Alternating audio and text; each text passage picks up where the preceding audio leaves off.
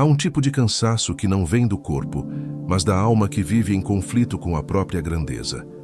Um cansaço que nasce toda vez que você sente que poderia ter ido, mas voltou. Que poderia ter dito, mas se calou. Que poderia ter começado, mas adiou mais uma vez. Não por preguiça, não por falta de força, mas por medo. Medo de sustentar aquilo que você diz que quer, medo de se tornar alguém maior do que aprendeu a ser, medo de dar certo e depois não conseguir mais voltar para a zona de conforto. Muita gente se sabota e acha que isso é fraqueza, mas a sabotagem é mais esperta do que parece. Ela não vem gritando, não te impede diretamente. Ela negocia, ela justifica, ela cria bons argumentos, ela se disfarça de sensatez, ela se apresenta como prudência. E por isso você acredita nela. Carl Jung dizia que nada tem mais poder sobre nós do que aquilo que permanece inconsciente. A autossabotagem é exatamente isso. Um pacto silencioso com partes de você que ainda têm medo de amadurecer. Partes que foram treinadas para sobreviver, mas nunca aprenderam a florescer. A verdade é que você não falha porque é incapaz. Você falha porque ainda está tentando proteger um ego que não quer se expor. Você falha porque ser livre assusta. Porque ser livre significa perder as desculpas. Significa ter que se posicionar, assumir responsabilidade, lidar com o que é real. E às vezes, isso dói mais do que a própria dor de continuar onde está. Napoleon Hill escreveu que toda riqueza visível é filha de uma decisão invisível. Antes de prosperar fora, você precisa se organizar por dentro. E para isso, é preciso reconhecer que o inimigo mais perigoso raramente está do lado de fora. Ele está no seu diálogo interno, na sua demora em começar, no medo que você sente de dar certo e perder as muletas emocionais que ainda te sustentam. Essa sabotagem é como o povo no deserto, no livro de Êxodo. Deus os tirou do Egito, mas o Egito ainda vivia dentro deles. Eles tinham a promessa da liberdade, mas sentiam saudade da prisão. Porque a prisão é conhecida, a liberdade é incerta. E toda vez que o medo bate a tentação de voltar ao Egito, de voltar aos velhos hábitos, aos padrões que sufocam, mas confortam, parece mais segura do que seguir adiante. E então, mais uma vez, você volta. Volta para os mesmos pensamentos, as mesmas rotinas, os mesmos silêncios não resolvidos. Mas como diz o livro de Provérbios, como pensa em sua alma, assim ele é. O que você repete em silêncio se transforma na paisagem onde sua vida acontece. O trilho mental vira emoção. A emoção vira rotina. A rotina vira destino. E quando você menos percebe, construiu uma prisão com as próprias mãos, usando os mesmos pensamentos como tijolos. Epicteto escreveu: não são as coisas que nos ferem, e sim o julgamento que fazemos delas. A autossabotagem começa assim. Não é um erro, não é uma fraqueza. É um julgamento distorcido sobre quem você acredita ser. Mas e se fosse só isso? Um julgamento? Uma história incompleta? E se você pudesse olhar para esses mecanismos internos com mais clareza, mais firmeza e mais compaixão? Neste vídeo, vamos caminhar juntos por 13 formas de autossabotagem. Não com culpa, não com pressa, mas com consciência. Vamos identificar os padrões mais comuns e também os mais sofisticados que estão impedindo você de sustentar o seu próprio crescimento. E mais do que entender, vamos aplicar, com alma e estratégia. Porque a volta por cima começa em silêncio, quando você para de fugir de si mesmo. E escolhe, enfim, crescer com firmeza e com verdade. Você já se pegou dizendo para si mesmo: agora não é o momento certo, ou melhor esperar mais um pouco, e sentiu alívio com essa decisão, como se tivesse feito algo sensato, mas por dentro, uma parte sua soubesse que estava apenas adiando. A sabotagem interna raramente grita, ela sussurra. E o que torna esse sussurro tão convincente é que ele parece vir de você. A voz que te trava soa familiar. Ela usa o seu vocabulário. Ela conhece os seus medos. Ela sabe onde tocar. Por isso você acredita nela. Porque é a sua voz. E é aí que mora o perigo. Você pensa que está sendo responsável, quando na verdade está com medo. Medo de se comprometer com algo maior. Medo de tentar de verdade e falhar. Medo de se lançar e ser visto. E o medo é hábil. Ele se disfarça de lógica. Ele veste o terno da racionalidade e se apresenta como um bom conselheiro. Mas é uma armadilha. Quanto mais inteligente uma pessoa é, mais refinada pode ser a sua sabotagem. Ela começa a chamar o medo de análise. A insegurança vira planejamento. O pavor de se expor se disfarça de estratégia. E assim, dia após dia, você vai adiando movimentos importantes da sua vida, com argumentos que parecem nobres. Mas existe uma forma de romper esse ciclo, uma forma de separar a voz do medo da voz da responsabilidade. E isso começa por escutar o que cada uma quer evitar. A voz do medo quer evitar dor, quer evitar julgamento, quer evitar esforço. Ela quer preservar o conforto do presente, mesmo que isso custe o seu futuro.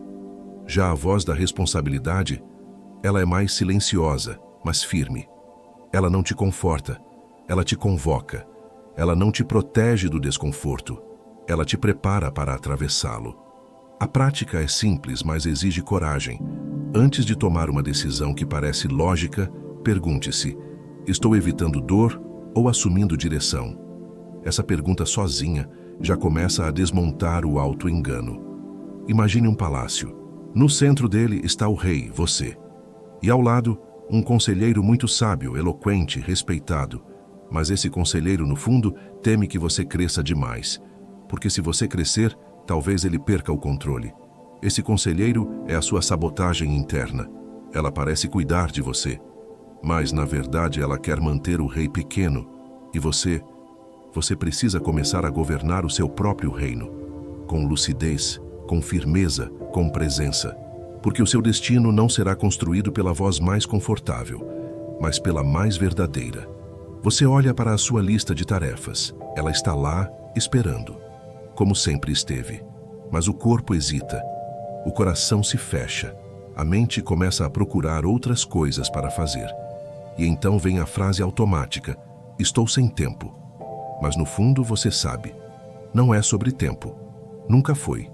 A procrastinação é um escudo emocional. Ela não surge porque você não tem energia. Ela aparece porque muitas vezes o que aquela tarefa exige de você é mais do que ação. Ela exige transformação. E isso assusta. É por isso que você adia. Não porque a tarefa é grande, mas porque ela exige que você se torne alguém que ainda está aprendendo a ser. Carl Jung diria que há partes da nossa identidade que resistem ao novo, porque o novo implica deixar para trás versões de nós mesmos que, mesmo limitadas, eram familiares. E o ser humano se apega ao que é familiar, mesmo que doa. Procrastinar, nesse sentido, é proteger-se do incômodo de amadurecer. Você evita começar porque sabe, intuitivamente, que ao dar esse passo, algo em você vai precisar crescer. Vai precisar mudar o jeito de pensar, de agir, de reagir. E mudar a identidade dói. Não é à toa que, diante de tarefas importantes, você sinta ansiedade, preguiça, insegurança. Isso não é aleatório. Isso é o seu sistema emocional tentando fugir do custo de se tornar alguém novo. A psicologia chama isso de evitação experiencial, o desejo de fugir daquilo que você sentiria ao realizar determinada ação. Às vezes, é medo de parecer incompetente. Outras vezes, é o medo de encarar a própria grandeza. Mas existe uma forma simples de romper esse ciclo. O primeiro gesto. Não se trata de fazer tudo, nem de fazer perfeito, mas de fazer o movimento mínimo, real e reversível. A menor ação que já te coloca em contato com a identidade que você deseja sustentar. É como colocar a mão na enxada. Não se trata de arrancar toda a plantação em um dia, mas de sinalizar ao universo que você está disposto a cultivar, mesmo sem garantias. Porque quem cultiva com constância, colhe com dignidade. Esse gesto pequeno tem poder. Ele não muda tudo de uma vez, mas ele muda você. E uma vez que você se move, você já não é mais o mesmo. Por isso, na próxima vez que você estiver adiando algo importante, pergunte-se: Qual é a versão de mim que essa tarefa exige? E então, dê o primeiro passo, mesmo pequeno, mesmo inseguro, porque não é o tamanho do gesto que muda a sua vida. É o tipo de identidade que ele fortalece. À primeira vista, parece nobre. Você diz que quer fazer bem feito, que só vai começar quando tudo estiver certo, que está esperando o momento ideal, os recursos certos, o conhecimento completo. Mas no fundo, não é sobre excelência, é sobre medo de falhar. O perfeccionismo é uma forma disfarçada de vaidade, e mais do que isso, uma tentativa desesperada de não ser visto como alguém falho. É o medo da exposição, da crítica, da rejeição. É a tentativa inconsciente de ser aceito, sem jamais ser vulnerável. Você se chama de detalhista, mas a verdade é que não suporta a ideia de ser julgado por algo inacabado. Não aguenta a sensação de entregar algo que ainda não representa sua imagem ideal. E então você adia, recomeça, corrige, esconde, desiste. Carl Jung diria que o perfeccionista não está tentando ser melhor, está tentando ser invulnerável. E essa busca por invulnerabilidade é uma prisão dourada. Você nunca termina, nunca compartilha, nunca se lança, porque o risco de ser humano te apavora. Mas aqui está a verdade. O perfeccionismo não protege você. Ele apenas te impede de viver com autenticidade. Ele coloca sua imagem acima do seu movimento. E enquanto você está ocupado polindo os detalhes, o mundo continua girando. As oportunidades passam. As conexões se perdem. A vida não espera por versões impecáveis. Existe uma prática que pode libertar você desse ciclo. A versão honesta. Isso significa entregar aquilo que é verdadeiro agora, com os recursos que você tem, com a coragem que conseguiu reunir, com a verdade que está disponível no momento.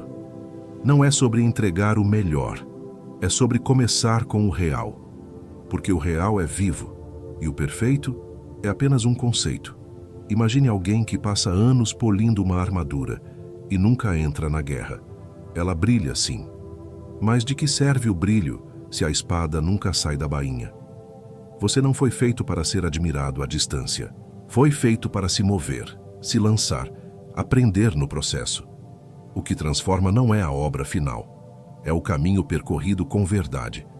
Por isso, da próxima vez que sentir aquela paralisia típica do não está pronto ainda, pergunte a si mesmo: eu estou buscando excelência ou tentando evitar a dor de ser julgado?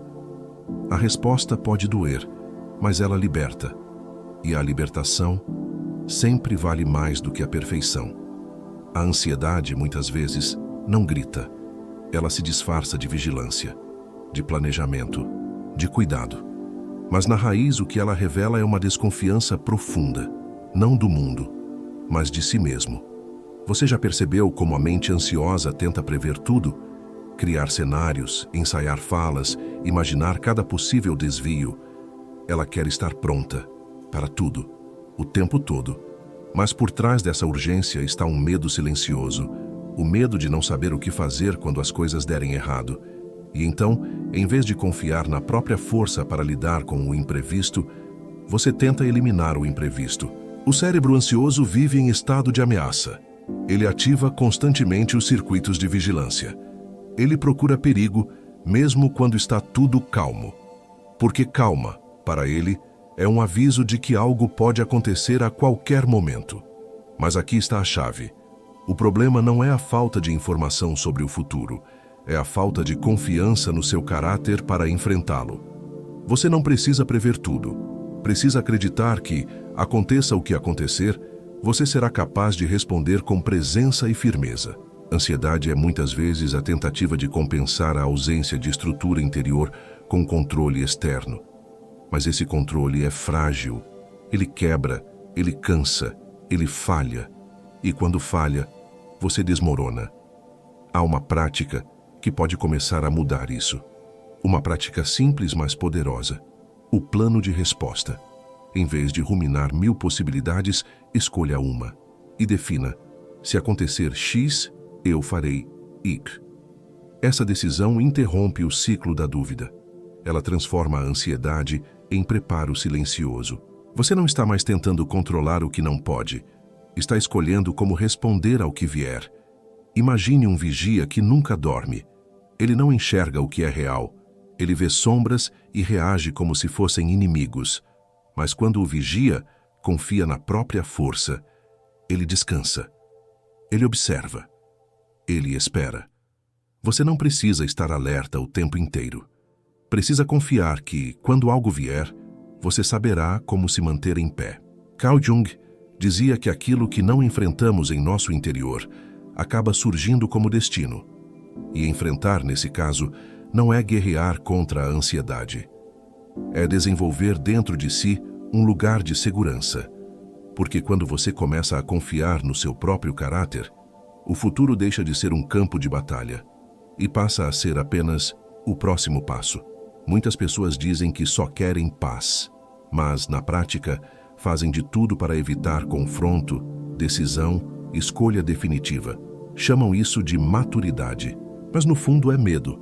Medo de desagradar, medo de romper, medo de enfrentar as consequências de um posicionamento claro. Paz não é ausência de conflito. Paz não é evitar tensão. Paz verdadeira nasce quando você para de mentir para si mesmo. Existe uma paz falsa que aprisiona em silêncio. Ela vem disfarçada de neutralidade, de cautela, de evitar desgaste. Mas essa paz cobra um preço alto. Ela te pede para abrir mão da sua verdade, em troca de aceitação.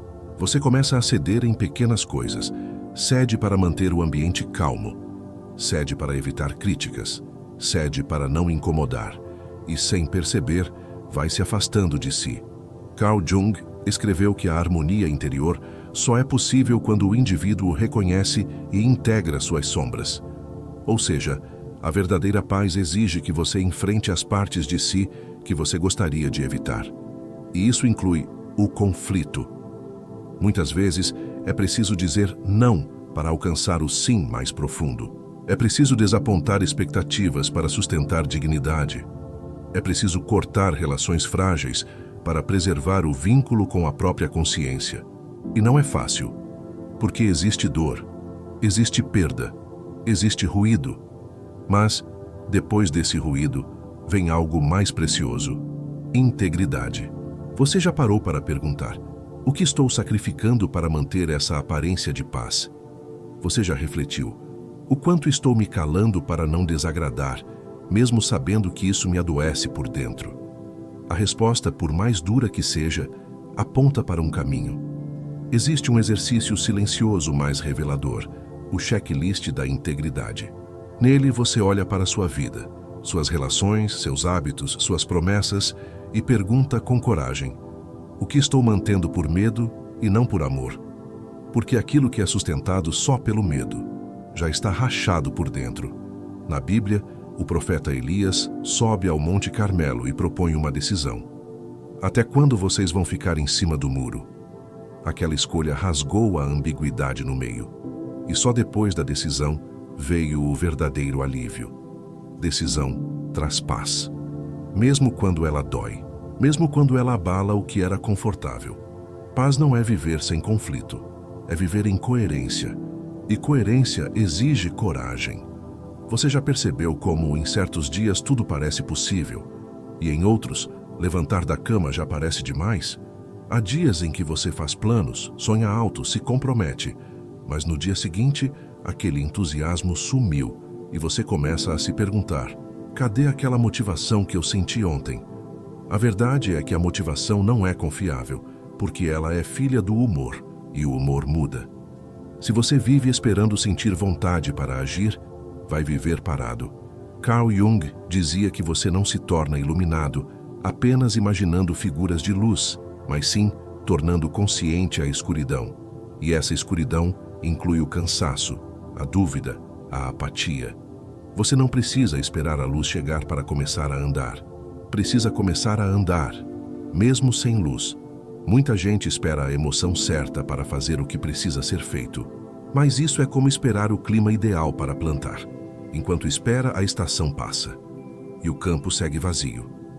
A emoção, nesse sentido, é como o tempo. Instável, imprevisível, necessário, mas não confiável como base. O que sustenta a vida é estrutura, é hábito, é disciplina.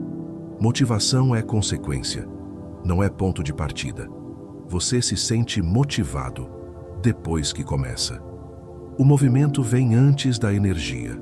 O gesto vem antes do entusiasmo. A ação vem antes da certeza. E o que mantém você firme nos dias em que não sente nada é a decisão de continuar. Existe uma prática simples e poderosa para isso: o ritual de 7 minutos. Todos os dias, sem exceção, você dedica 7 minutos a um gesto que representa a sua identidade desejada.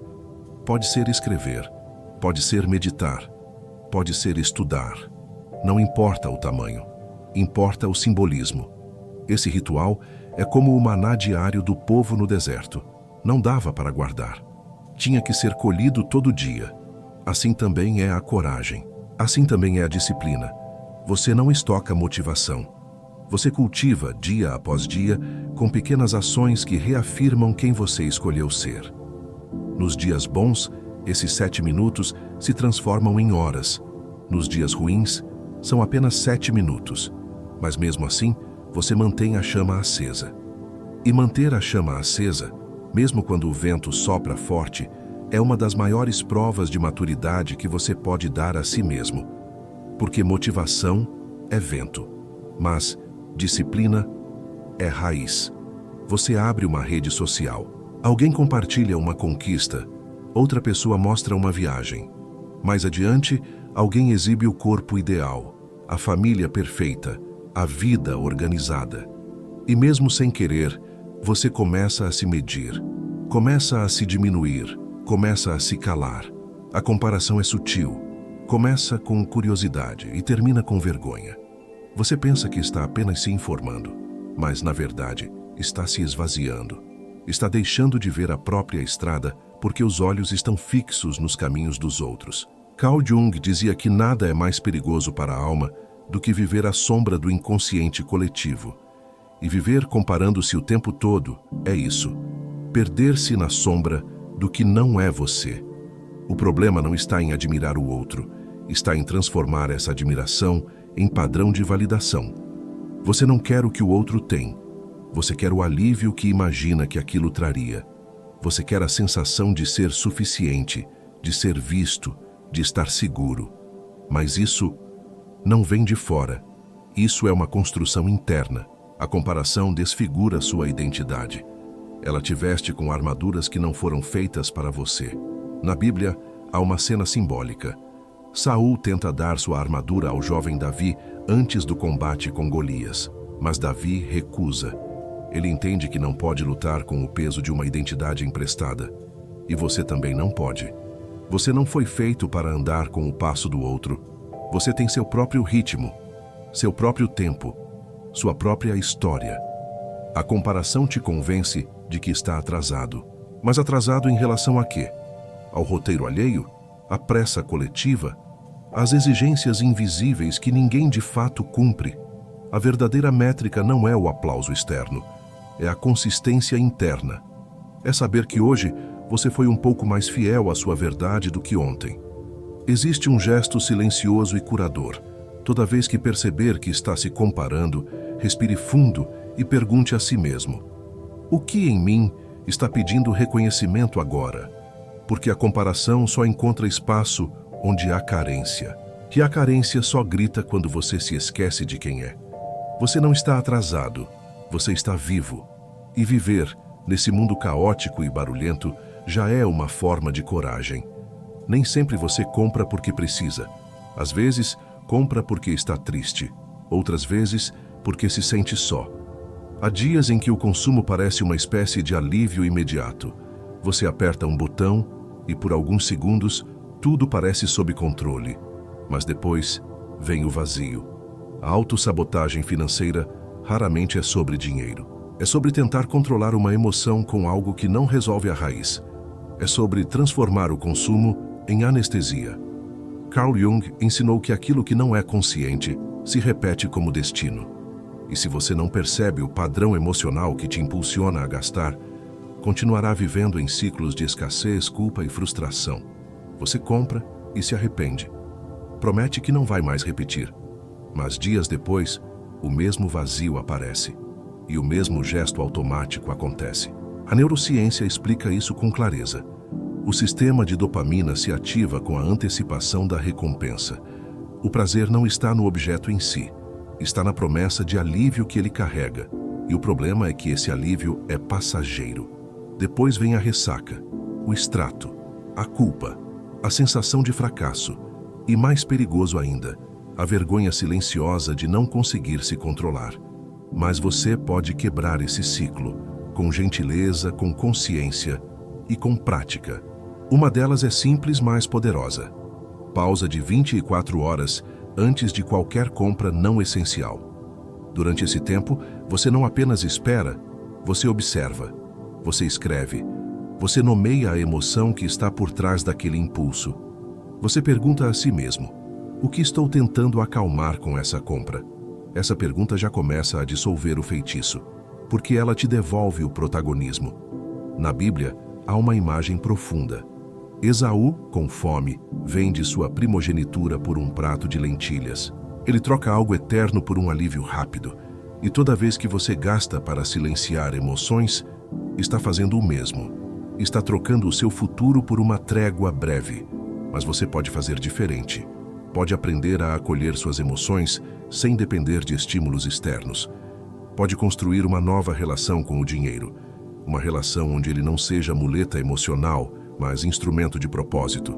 Você não precisa se punir, precisa se compreender, e compreender é o primeiro passo para prosperar. Nem toda permanência é prova de amor. Às vezes você fica porque tem medo de ir. Às vezes você se doa porque teme ser abandonado. Às vezes você chama de lealdade aquilo que na verdade é uma tentativa silenciosa de não ser deixado para trás. E isso não te torna fraco, te torna humano. Muitos de nós aprendemos que amor é insistência, que vínculo é sacrifício, que permanecer é sempre nobre. Mas há vínculos que não nutrem, drenam. Há relações que não acolhem, cobram. Há espaços onde o preço para ser aceito é alto demais. Carl Jung dizia que aquilo que negamos em nós acaba moldando a nossa vida por fora. E quando negamos o medo de ficar sós, muitas vezes nos entregamos a vínculos que só existem para anestesiar o abandono. Você insiste, suporta, silencia e chama isso de fidelidade. Mas em silêncio, você está pagando um preço. O preço de se abandonar para não ser abandonado. É preciso olhar com coragem para as motivações escondidas por trás da sua lealdade. Você está ali por amor ou por carência? Você se entrega porque acredita ou porque teme o vazio que vem depois de ir embora? Existe um exercício revelador, o mapa dos custos invisíveis. Você anota o que tem sustentado, seja uma relação, um ambiente, um papel, e pergunta a si mesmo: o que estou pagando para continuar aqui? Pode ser paz mental, pode ser saúde emocional, pode ser liberdade de ser quem você é. Se o custo da permanência é a perda de si, talvez você já tenha partido por dentro. Na história de Jonas, na Bíblia, vemos um homem fugindo do seu chamado. Ele entra num barco, tenta evitar a missão. E sua fuga afeta todos ao redor. Porque quando você se desconecta da sua verdade, não é só você que sofre. O ambiente inteiro entra em tempestade. Às vezes, deixar um lugar é a forma mais honesta de amar. Às vezes, o silêncio é a última forma de fidelidade a si mesmo. Você não precisa provar que é leal a ninguém. Você precisa ser leal ao seu processo de crescimento. E isso, por vezes, exige a coragem de ficar só. Mas a solidão consciente não é castigo. É o solo onde raízes profundas começam a crescer. A culpa tem uma voz baixa. Ela não grita, mas está sempre lá, te observando pelas frestas da mente. Ela te lembra do que você fez ou deixou de fazer. Ela sussurra que você devia ter sido mais, que devia ter reagido diferente, que devia ter sabido antes. E você acredita, porque de alguma forma aprendeu que se sentir culpado é uma forma de ser responsável, que carregar esse peso te torna uma pessoa melhor, mais ética, mais consciente. Mas não é assim. A culpa que paralisa não transforma. Ela apenas te prende num ciclo onde o erro vira identidade. E com o tempo, você começa a se ver como alguém que deve, que está sempre em dívida, que não merece seguir em frente até pagar algo que nem sempre pode ser pago. Carl Jung dizia que o sofrimento não vem apenas do erro, mas da resistência em compreendê-lo. E a culpa crônica é exatamente isso, uma tentativa de punir a si mesmo sem resolver a raiz. Há uma diferença essencial entre culpa e arrependimento. A culpa te amarra ao passado. O arrependimento te move para o futuro.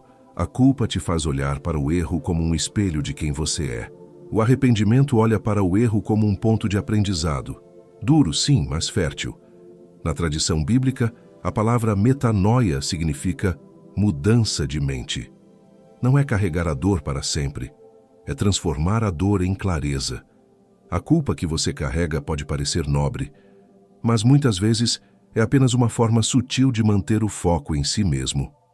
O erro vira um altar, e você passa a adorá-lo com pensamentos repetitivos, com autoacusação, com paralisia. Mas errar não te faz indigno. Negar a possibilidade de transformação, isso sim é traição à própria alma. Existe um caminho para quebrar esse ciclo, um gesto simples, mas poderoso, o reparo em 3 passos.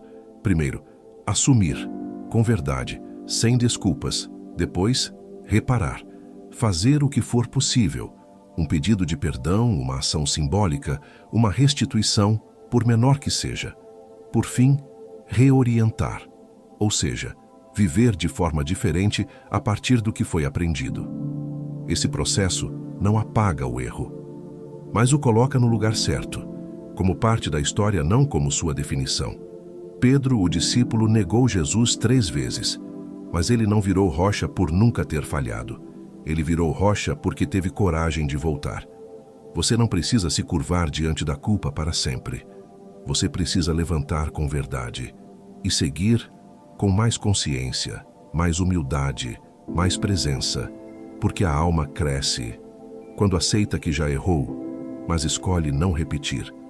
Existe um tipo de dor que você não compartilha, um tipo de cansaço que você não admite, porque aprendeu cedo demais que pedir ajuda é fraqueza, que mostrar vulnerabilidade é abrir espaço para julgamento. E então você se fechou. Aprendeu a resolver tudo calado, a dar conta de tudo sozinho, mas agora está exausto. E a exaustão não vem apenas das tarefas, vem do isolamento emocional, do silêncio forçado, da armadura que você veste todos os dias para parecer forte. Carl Jung dizia que a individuação, o processo de se tornar quem você realmente é, exige integração. E não é possível integrar nada enquanto você vive negando que precisa de apoio. Maturidade não é independência absoluta. Maturidade é interdependência consciente. É saber que há momentos em que você pode carregar e outros em que precisa ser carregado. E isso não diminui sua força. Pelo contrário, o orgulho silencioso é uma das formas mais disfarçadas de sabotagem. Ele diz: ninguém vai me entender, ou prefiro resolver do meu jeito. Mas por trás disso está o medo de ser visto, de ser revelado, de se frustrar novamente com a ajuda que não veio quando você mais precisou. E então, você decide que não precisa de ninguém. Mas no fundo, sabe que precisa. O problema é que quando você se isola por muito tempo, começa a acreditar que o mundo inteiro é indiferente. E essa crença alimenta mais silêncio. Há um caminho para romper isso. Um exercício simples que pede humildade e critério. O conselho de 3. Escolha 3 pessoas. Uma espiritual, uma prática e uma emocional. Pessoas com quem você possa ser honesto. Pessoas que não vão te salvar, mas vão te lembrar de quem você é. Na Bíblia, Moisés, o grande líder, estava à beira do colapso. E é Jetro, seu sogro, quem o aconselha. Você está assumindo um fardo que não pode carregar sozinho. Moisés ouve: aprende a delegar e continua sua missão com mais sabedoria. Você também pode fazer isso. Não precisa carregar tudo. Não precisa resolver tudo. Não precisa sangrar em silêncio para provar força. Você precisa de espaços seguros. Você precisa de apoio honesto. Você precisa de voz. Porque ninguém cresce verdadeiramente sozinho. Você acorda e já pega o celular. Tarefas, mensagens, compromissos. Mal sente o corpo e já está pensando no próximo problema a resolver. E assim vai o dia inteiro. Ocupado, produtivo, funcional. Mas quando a noite chega, o silêncio assusta. A verdade é que você está sempre fazendo, mas no fundo está evitando sentir. Carl Jung dizia que nada se transforma enquanto for evitado, e evitar o sentir é uma forma sutil de fuga. Muita gente usa o trabalho como disfarce, usa a agenda cheia como muleta emocional. Mantém-se ocupado porque, no fundo, sabe que se parar, tudo que está guardado vem à tona. A tristeza não resolvida, a raiva não expressa, o medo não acolhido. E então, inconscientemente, você acelera, corre, produz, se esgota e chama isso de produtividade. Mas produtividade que esconde dor é anestesia. Você pode até estar rendendo, mas está rendendo em cima de um vazio que mais cedo ou mais tarde vai cobrar sua conta. A alma humana não foi feita só para executar. Ela foi feita para integrar, para digerir, para compreender. E isso só acontece no silêncio. Mas você tem fugido do silêncio. E o silêncio, como não é ouvido, começa a gritar. Às vezes com ansiedade, outras vezes com doenças, outras com uma tristeza que você não sabe nomear. Existe uma prática milenar e curadora para isso, o sábado interno. É um momento semanal, algumas horas, um bloco protegido, onde você não faz, onde você só está, onde você revê, realinha, observa, onde você deixa que o sentir venha à tona, sem pressa, sem pressões, sem justificativas. Não é tempo perdido, é tempo sagrado. Na Bíblia, Marta se agitava, fazia, servia. Maria apenas sentava e ouvia. Jesus não criticou o serviço, mas deixou claro: Maria escolheu a melhor parte. Você pode fazer muito, mas, se não parar para estar presente, tudo o que você faz vira ruído. Pare por algumas horas, respire com profundidade. Observe o que aparece quando você não está ocupado. Talvez venha dor, mas, junto com ela, virá também revelação. E a revelação é o início da cura. Chega um momento em que a dor se repete tanto que começa a cansar. Não é mais aquela dor aguda do começo. É uma dor silenciosa, crônica. Aquela sensação de estar sempre andando em círculos. Você tenta mudar, tenta se animar, tenta voltar a ser quem era, mas lá no fundo sabe que não dá mais para continuar do mesmo jeito. Esse é o ponto de virada. E ao contrário do que muitos pensam, esse ponto não chega com euforia, nem com frases motivacionais. Ele chega no meio do silêncio, no meio do cansaço, no meio da verdade. Carl Jung dizia que aquilo que confrontamos com coragem se transforma. E Napoleon Hill chamou esse momento de decisão. Uma decisão profunda, invisível, mas definitiva. A decisão de que a dor não será mais desculpa. Ela será direção. Você não precisa esperar por um grande sinal. Você precisa apenas escolher, agora com o que tem, com quem é, transformar esse sofrimento em caminho. Mas como fazer isso? Com método, com alma, com prática. Há uma estrutura simples e poderosa que pode guiar esse processo. Um ritual de transformação em 3 camadas. Primeiro, nomeie o padrão de sabotagem, com linguagem concreta. Não diga, sou desorganizado. Diga, evito começar porque tenho medo de parecer fraco. A clareza já começa a enfraquecer o ciclo. Segundo, escolha um comportamento âncora, algo pequeno, repetível, real, algo que simbolize a versão de você que deseja nascer. Pode ser um gesto matinal, uma frase que repete em voz baixa, uma pausa de 7 minutos por dia. Terceiro, proteja o ambiente. Retire os gatilhos que alimentam o padrão antigo. Crie fricções para os impulsos automáticos. Torne mais fácil o caminho novo. e mais difícil o retorno ao antigo. Esse é o seu barro, e você é o oleiro.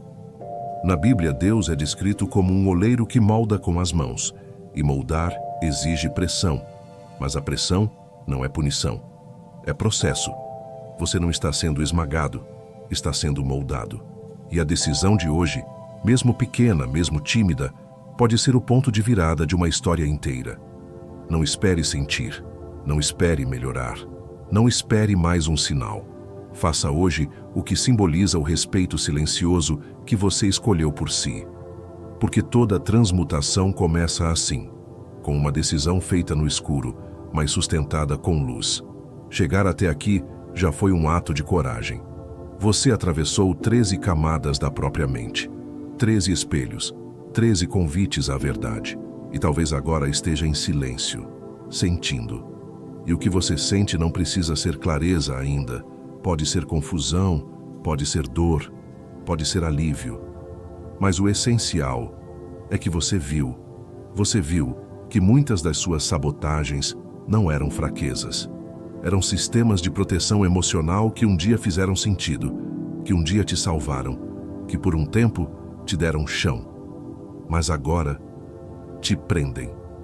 Carl Jung dizia que ninguém se torna inteiro sem antes passar pela dor de encarar a própria sombra. E hoje, talvez pela primeira vez, você não a julgou, apenas a reconheceu. Isso já é cura. Isso já é começo. Napoleon Hill escreveu que a prosperidade começa quando alguém escolhe um propósito e sustenta essa escolha. Mesmo quando não há certeza, mesmo quando o desconforto aperta, mesmo quando ninguém está vendo. Porque não é o entusiasmo que sustenta uma decisão, é o compromisso silencioso. Na Bíblia está escrito: sobre tudo o que se deve guardar, guarda o teu coração, porque dele procedem os caminhos da vida. O coração aqui não é emoção, é direção, é centro, é consciência. E Paulo, em sua carta aos Romanos, vai mais fundo. Transformai-vos pela renovação da vossa mente. Não é uma mudança de superfície, é uma reconstrução do que você acredita ser possível, digno, verdadeiro. Epicteto também deixou seu sussurro eterno. A liberdade começa quando você aprende a dominar aquilo que está sob seu controle. E você sabe o que está sob seu controle. O gesto de hoje, a decisão de agora, a presença com que você escolhe habitar o próprio caminho. Não há nada mais poderoso do que uma mente em paz com a própria escolha. Por isso, agora, sem pressa, escolha um dos 13 pontos que mais te doeu. Aquele que mexeu com você, aquele que te expôs por dentro. Escreva nos comentários: eu me saboto quando... Esse ato de nomear já começa a curar. Depois, ainda hoje, se possível agora, faça um gesto de 7 minutos, simples, pequeno, mas fiel. Um gesto que diga para a sua mente, para o seu corpo, para a sua história: eu estou voltando, mas dessa vez com verdade. E leia os comentários também. Há outras pessoas como você, se libertando em silêncio, porque uma casa dividida não se sustenta. E a volta por cima começa quando mente, coração e ação param de brigar entre si e finalmente se alinham, silenciosamente, consistentemente, com alma.